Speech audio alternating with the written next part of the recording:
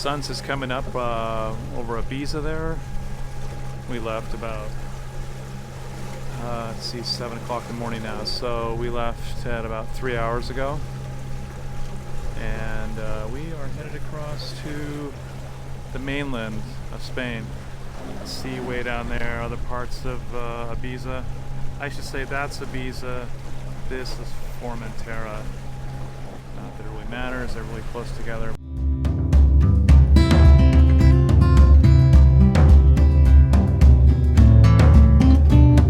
Hi, I'm Tom.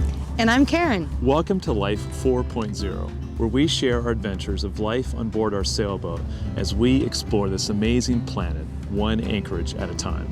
This summer, we're crossing much of the Mediterranean, from Greece to Italy, Malta, Spain, including passing out through the Gibraltar Strait, then along the Portuguese coast before we finish in the Galicia area of northwest Spain. So we left about 3 hours ago. We're headed across to near Alicante, little anchorage there. It's about 95 miles across. So we left early this morning to try to make it there before nightfall tonight, so we don't have a full overnight. And it's kind of choppy seas left over from the storm yesterday, probably. This is the end of our Balearic Island experience. It's been good. It's been brief, like a lot of things this summer.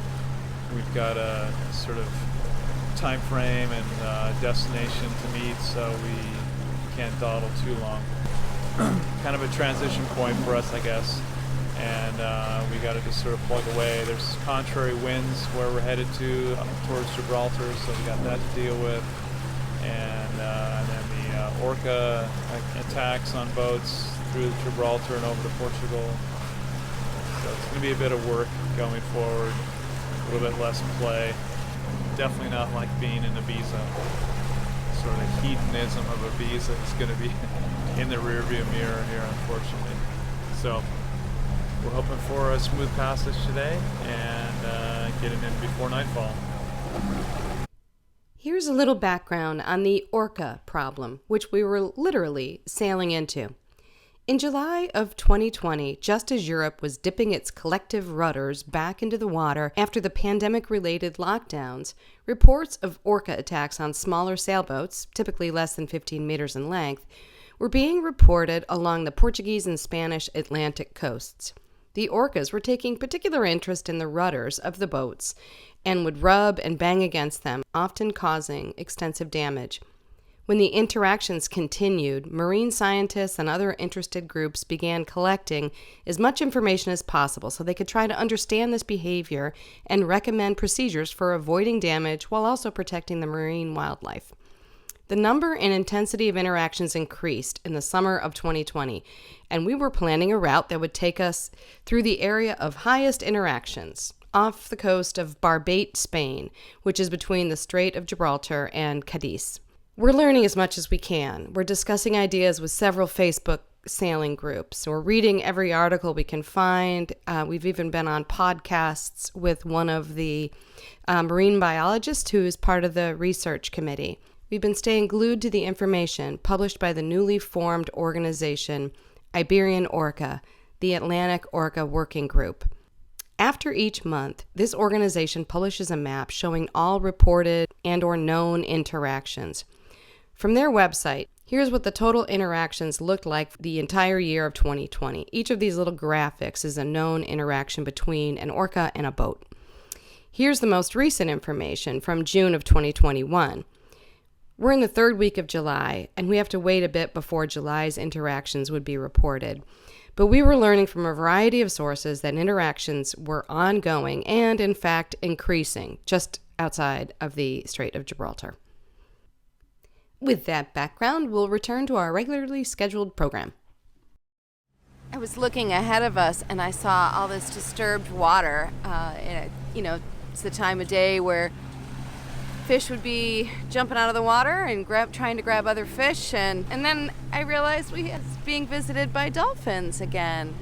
And this is an area where when we crossed over from the Balearics over to Spain before 3.5 years ago, we ran into a whole bunch of dolphins. And it was so cool. It was probably the best time that I had the dolphins around our boat. We're just about to go out the Gibraltar Straits, and there's been a bunch of orca encounters with boats. And, you know, so I've always been thrilled about having the dolphins come up, and I always feel like it's a gift, you know, a kindness that they show. And then the orcas are a very scary situation. They attack rudders and various other things. And so it's really mixed when I see the dolphins come, because I always want to love and appreciate the sea life. But, you know, now I'm starting to think toward the orcas and that the fear of them. I don't want to have fear of them. I want to be able to have them come up near our boat and not have it be anxiety provoking. But we'll have to see how that works out. Oh, there they are. Oh, yeah, they're all over here. Okay, they're at the bow now. Oh, I just love these guys. Oh. Oh. All right, so we are about an hour and a half out of a full day's worth of sailing, and we were driving along, and we noticed we were trailing something, this right here, this rope around a little plastic bottle, and it had gotten caught on our rudder, and then it also got, some of it got around our propeller. So Tom, we turned off the engine, we're out here, it's relatively calm, we made sure the boat wasn't moving. I put out this floating line in case he needed to grab something and the boat started moving. But our engine's off, he's diving in water and trying to get the propeller and the engine, then the rudder clear. I'm going to do one more check to make sure everything's clear off of it. We keep a knife in our cockpit for this purpose. I'm holding the rudder still so that if he hits it, it stays in position so he can have a reference point, because he dives underneath, the boat's bumping up and down, and then he comes back and he needs to know where everything is. So, all right, so we clear? It's all clear, yeah. All right, so come on back aboard. All righty. All right, we finished our crossing from Ibiza. Got in here before sunset. This is called Cala del Amor. Actually, I don't know if that's somebody just created that name on Navily. I think it would be Cove of Love. But it's right near Alicante. And we are kind of behind a little breakwater over here. And when we looked at a Navily, it seemed like we were probably going to be the only people here tonight, but clearly we're off on that. There's other sailboats anchored, a lot of small power boats, and a ton of people on paddle boards. Maybe it was a class, or maybe they rent them. And they have a nice area just beyond the breakwater there. It's buoyed off with those yellow buoys. It goes all the way down beyond there to a point of land with a lighthouse. So it's a nice safe area for people to paddleboard or kayak and away from the jet skis. So a lot of high-rise buildings, but it's an attractive place nonetheless. Sunrise is coming up over the horizon there. Big, beautiful orange ball. Gonna give us some nice warmth today, I'm sure. Coming into Cartagena, there's like a really industrial harbor on the outside there, and some fortifications here, but this is the real harbor. Probably won't be able to hear me with all the wind. We're gonna come in here and get fuel and then go to the marina, Yacht Port Cartagena, somewhere behind the big cruise ship. Well restored fortification there. And there's a naval base here as well.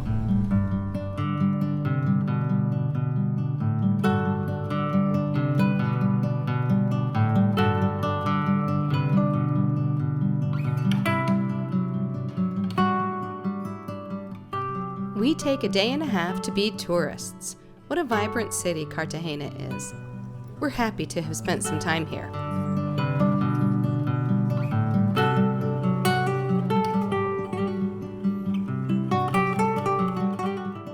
Our next stop also has us staying put for a couple days.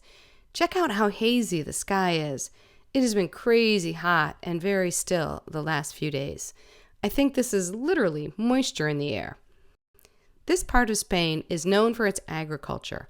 All of those flat surfaces are coverings for crops. This was a beautiful stop with terrific snorkeling and an opportunity to get a project or two done.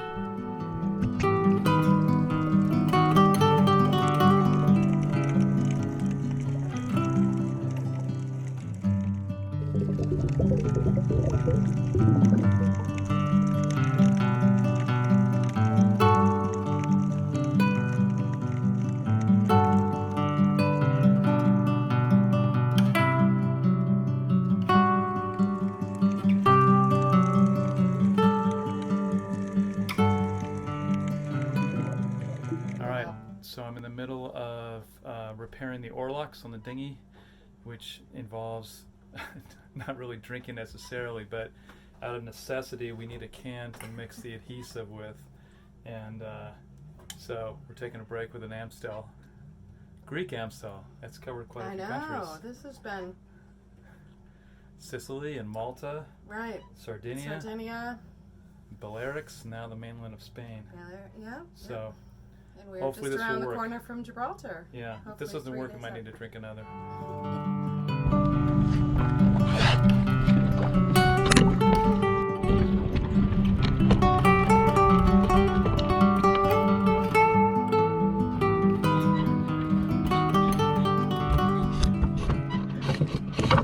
Beautiful evening here at Ensenada de Fuente. We've been here 2 nights. Well, this will be our second night.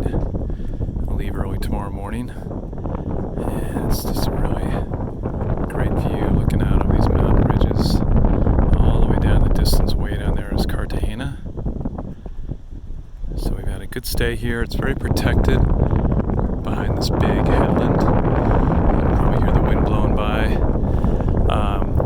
We've chosen this spot because of the high winds that are going on today and tonight, and then easing off tomorrow. So we'll be making our way tomorrow morning down to the tip called San Jose, and hopefully around the corner.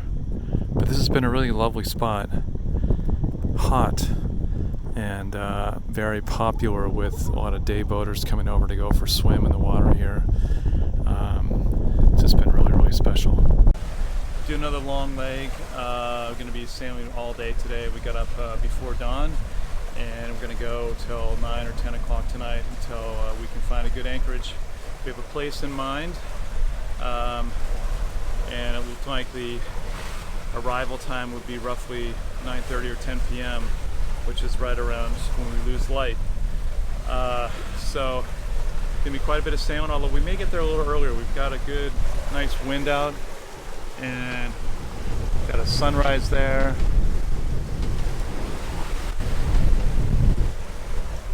And I'm just watching the autopilot, see if it can steer through this choppy stuff. Yeah, we got a full day to try to make as much progress westbound as we can.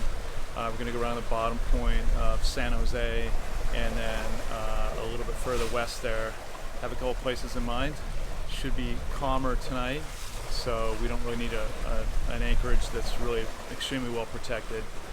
And so another early departure for Sea Rose. So we're just looking at it. We've got a long day tomorrow. We got like 100 miles to go, so that we can have the day after that be a little shorter day to get to Gibraltar. Still a full day, but we need to get fuel in Gibraltar before we do the high intensity orca avoidance strategy of going close along the coast from Gibraltar to Cadiz. So this is what this is all kind of gearing up for. We've been seeing weather a couple days out that's quite calm. In fact, tomorrow is going to be very, very calm. Really no wind at all. And so we'll be motoring, making as best speed as we can.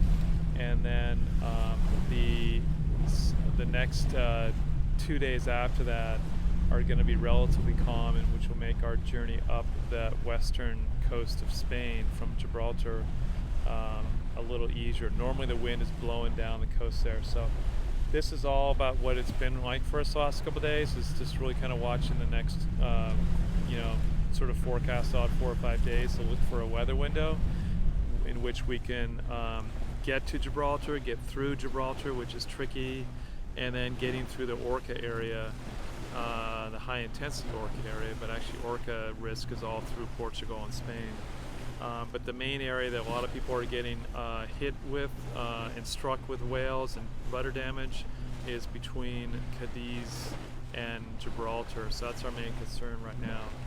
And we want it to be an area either time that we could sail or that we would have moderate headwinds so that we could motor without a lot of banging and slow speed. We want to get through there as quick as possible and get the high risk out of the way. So that's what this is all about, and we've got a weather window coming up in a couple days, so we're pushing really hard to get to Gibraltar and then do that trip up to Cadiz. So not terribly eventful. All right, we have arrived at Roquetas de Mar, and it is a little kind of seaside beach towny kind of feel, a lot of palm trees. But looks like a nice little town. It would have been lovely to walk along the waterfront and stretch our legs after being on the boat all day. But we will not be doing that. So we're going to be starting early tomorrow morning. All right, yet another early morning departure.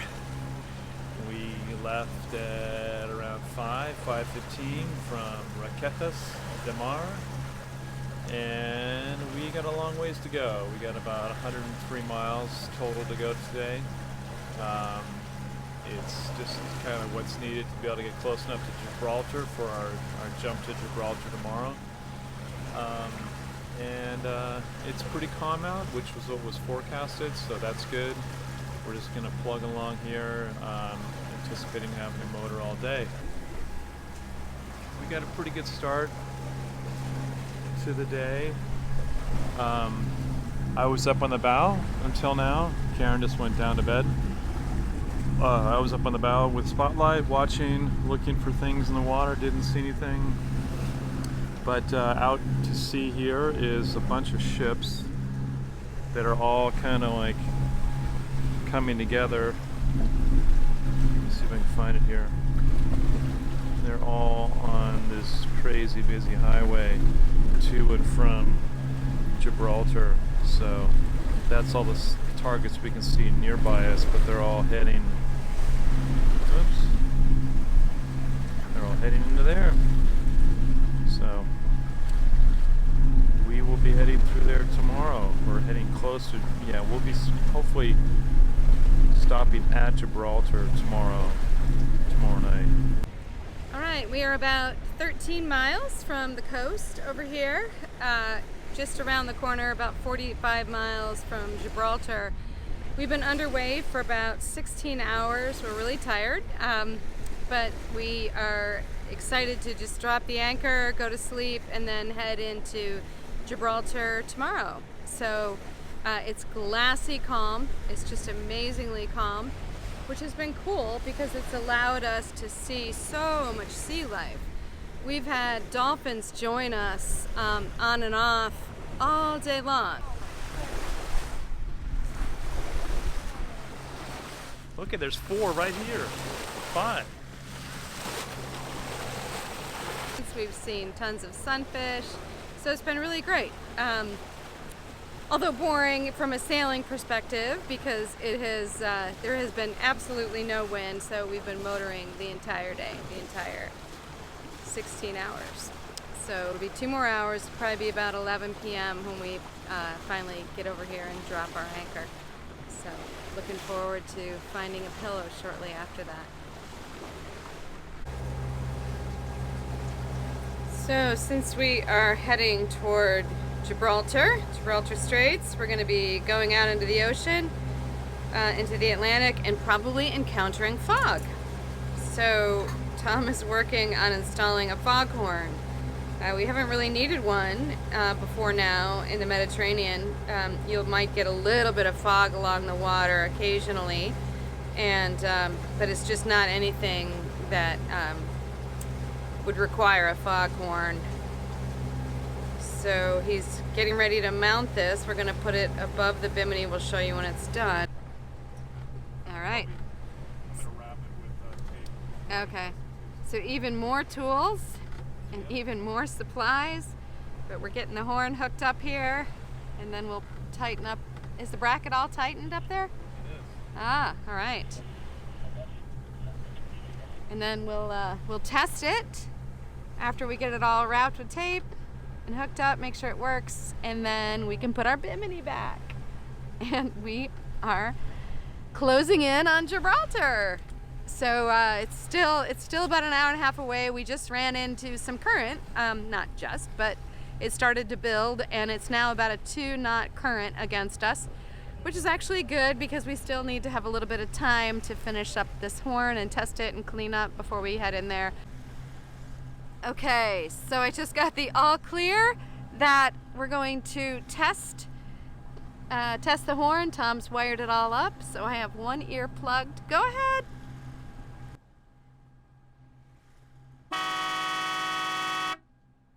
Okay, that's pretty loud. Got it. Working. Great. Okay. All right, so we put the bow back in place. We zipped the Dodger back over the front bow, and here's our horn right up there. All right, we are just passing the big rock of Gibraltar, and I was fascinated with this cloud flying off the top there. Looks like it's sort of holding on to the peak and pulling off. And this is the point. Europa Point, or the Great European Point. And there's tons of vessels all over here, some moving, some not. Across the way is Morocco on the north coast of Africa.